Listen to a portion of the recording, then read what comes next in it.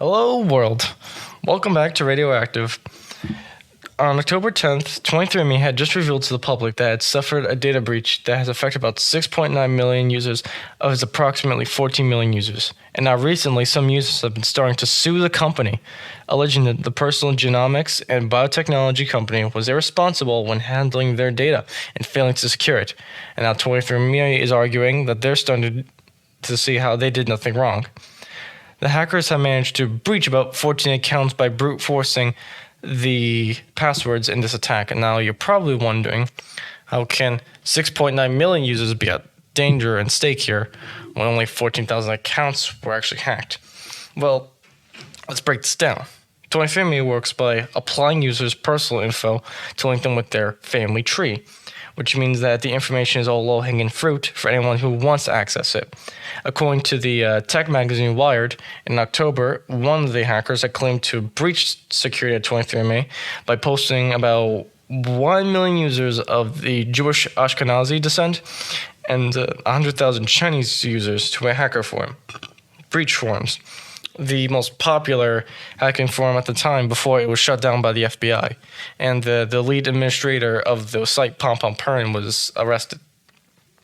According to the online newspaper TechCrunch now, get this, another hacker there had actually claimed to have previously done so before the first attack, 2 months before that, in August. So let's break this down. 1.4 million people's information coming from DNA relatives had their info access. And then, after the initial breach, another 5.5 million users had their information access to someone else. I can't wait to, this is amazing. Like, hackers already demonstrated here that they already had the knowledge to do so. That it was so easy for them that they didn't even bother going for the low-hanging fruit and just seized about, I'd say, half of the orchard. Yeah, that's astounding. Now, in this situation, who is more to blame? Is it the people behind the company, or is it the people who were responsible with handling over their information and not being able to secure it themselves? Well, my argument is both parties. Yes, I said it, both parties. Both of them were pretty bad when it came to this. Now, I'm not going to sugarcoat it that the victims here, that's unfortunate for them. They got their information leaked. I mean, when has this ever happened that a data breach, possibly puts a risk to your privacy? But, I don't think that they were really good when it came to, their lawsuit. They only had to spend money to tell people that they're not good with cybersecurity. It's just that they need to be better.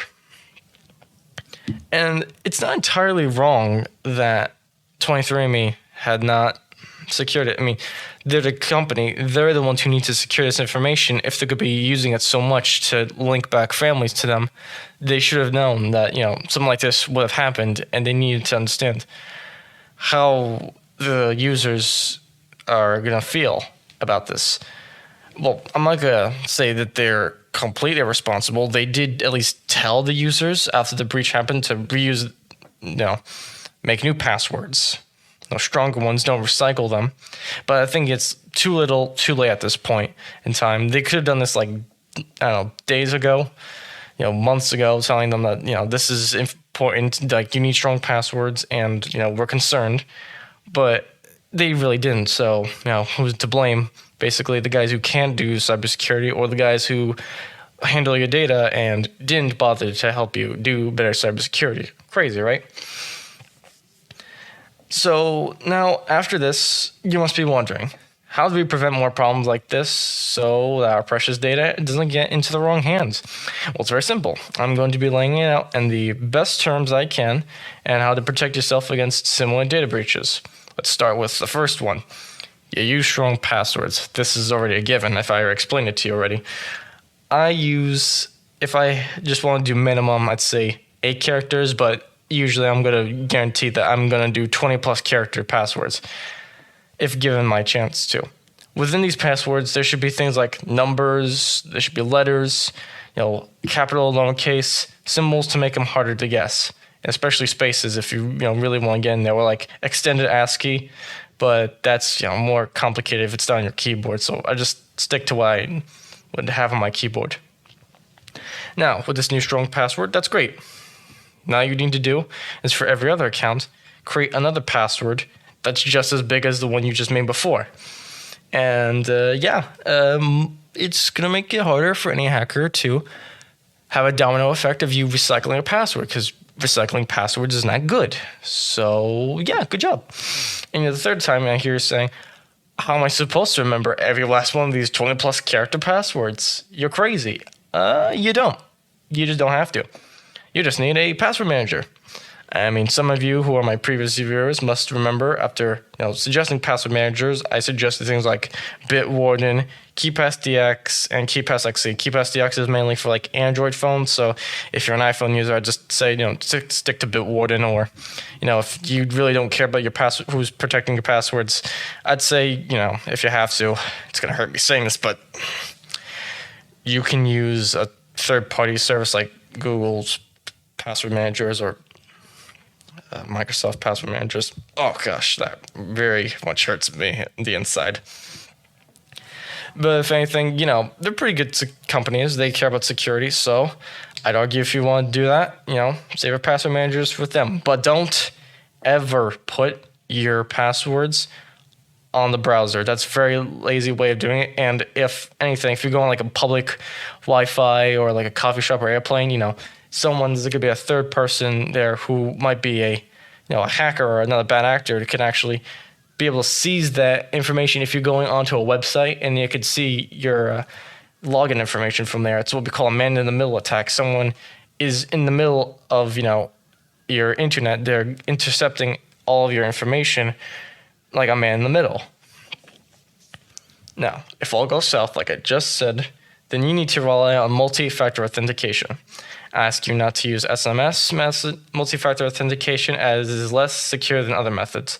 Instead, use authenticator apps. This is mainly for Android users. I suggest things like Aegis Authenticator. It's a very, very trusted and very open source authenticator if you ever want to use one. But like I said, if you really don't care about open source software, it's fine to use Microsoft and Google Authenticator. I know this is hurting me every time I bring them up. Let's just move on.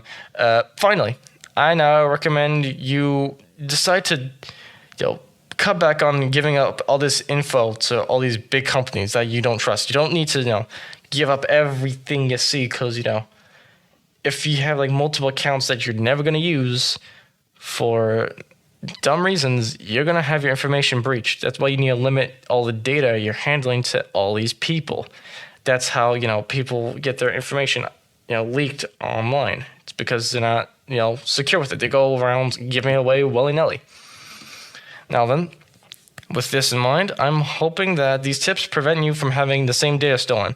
And these people and you aren't going to have the same common idea of taking all your money and putting it into lawyers to sue a giant company, which you're probably, I'm assuming, you're gonna get like a bit of money in compensation, and you have to pay off the lawyers for all this, and with their compensation you're barely gonna get anything out of it. So please just take what I have to heart, and don't waste your money on lawsuits. Anyway, this has been Radioactive. Remember, once again, knowledge is power, and with this power, may we use it to build a bigger, a better, stronger, and smarter and private internet. Thank you once again, and always stay tuned for more.